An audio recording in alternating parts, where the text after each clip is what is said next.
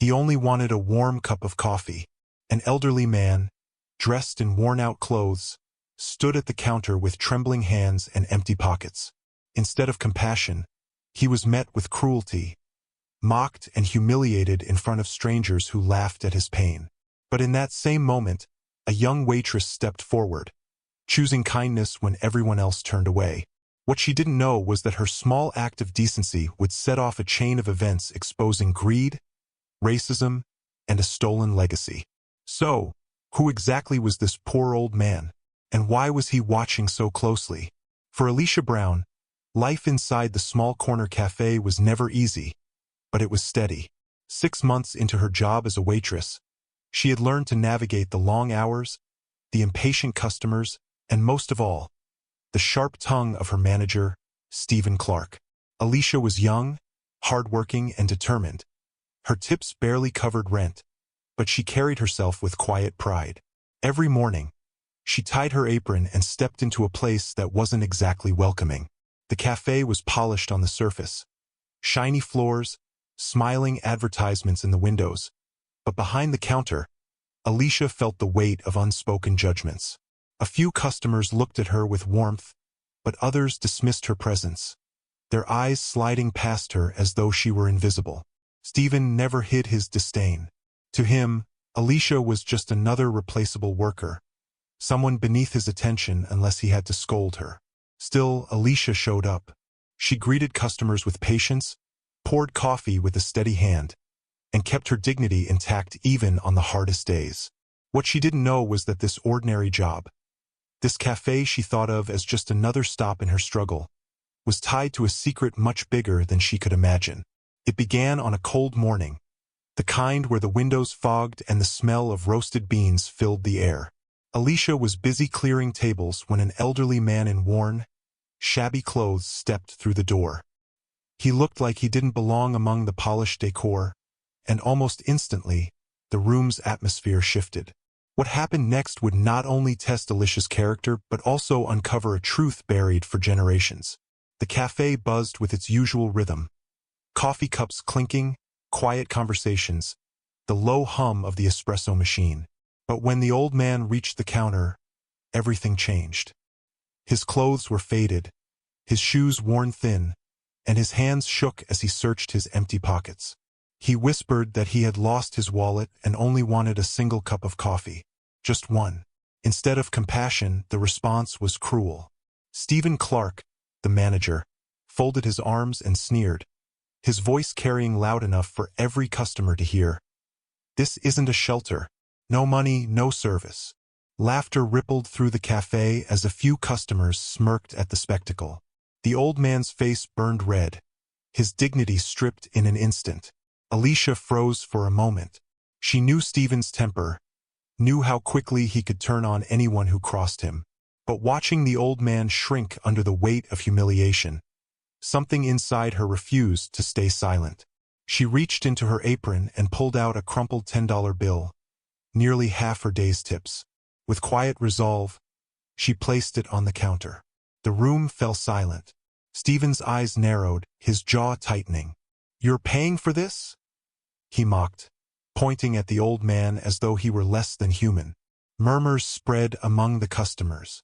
Alicia felt her chest tighten, but she held her ground. She had made her choice. Stephen took the bill with exaggerated disdain and slammed the register shut. "Fine," he spat. "But don't think this makes you a saint. You just wasted your money." His words dripped with contempt, a reminder that in his eyes, kindness was weakness. The old man, however, sat down with quiet grace. His hands wrapped around the warm cup, and though his voice was barely above a whisper, Alicia heard it clearly. "Thank you. I didn't expect kindness today." But Alicia's act didn't end with that moment. Hours later, whispers circulated through the cafe, Stephen mocking her decision, calling her naive, warning others not to end up like her. The humiliation lingered, but so did something else. A gnawing sense that what had happened mattered far more than anyone realized. The next morning, Alicia arrived at work as usual, but something unexpected was waiting. Inside her locker was a plain, unmarked envelope. She hesitated, her heart pounding as she opened it. Inside lay a crisp $200 bill and a simple card that read, "Thank you for your kindness. The world needs more people like you." Her hands trembled. Was it the old man? Why would someone who looked so broken give back so much? The questions swirled, but the answers remained hidden. And as days passed, Alicia's quiet act of kindness would grow into something far larger. Something that would shake the cafe, her boss, and even her own family's past. What she didn't know was that the man she had helped wasn't just any stranger. He was watching her closely, testing her. And soon, his true identity would turn her entire world upside down. Days later, the cafe door swung open. But this time it wasn't the old man in rags. Instead, an impeccably dressed gentleman stepped inside, every detail about him polished. His suit, his watch, his presence. Customers fell silent, sensing importance.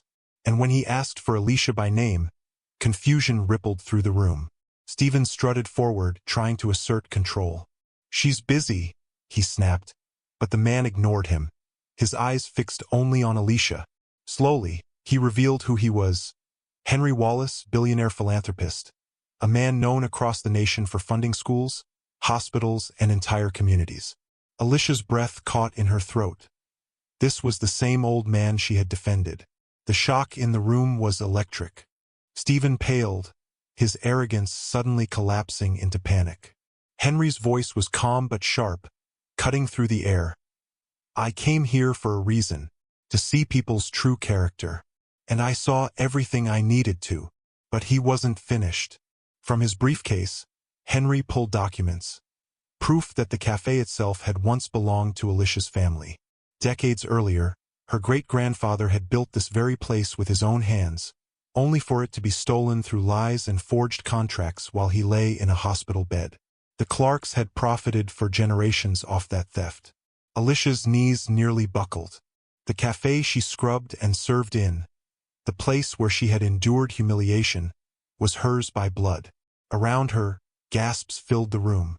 Stephen stammered, trying to deny it, but Henry's team had already unearthed the emails, the records, the hidden history. The walls that once closed in on Alicia now seemed to tremble with justice long overdue. Her act of kindness had unearthed a truth powerful enough to topple an empire. And in that moment, as Stephen's empire of arrogance crumbled, one question echoed louder than any laughter that had once mocked her. Would Alicia finally reclaim what was stolen, or would the Clarks bury the truth one last time? The fallout was swift and undeniable. Investigators descended on the cafe chain, uncovering layers of fraud and corruption stretching back decades. Stephen Clark was publicly disgraced and fired in humiliation. His father, Richard, stepped down in shame, their empire of arrogance collapsing under the weight of truth. For Alicia, the story didn't end in the courtroom or headlines. It ended with something far greater, a sense of justice restored. With Henry Wallace's support, the Brown Family Cafe reopened under her name, not only as a business but as a beacon of dignity. Walls once filled with exploitation now echoed with hope. The cafe became a training center for underprivileged youth, a place where opportunity grew where injustice had once thrived. But Alicia's victory was more than personal.